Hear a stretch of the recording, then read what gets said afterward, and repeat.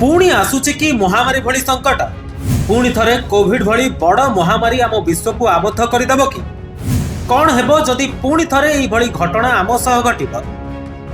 हाँ आज्ञा, एई भली चिंताजनक प्रश्न एबे लोकंक मनरे उंकी मारुछि, ताहा पुणी केवल चाइना पाई।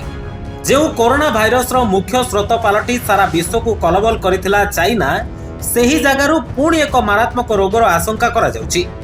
चीन रे भय बढ़ाइलाणी मारात्मक काश।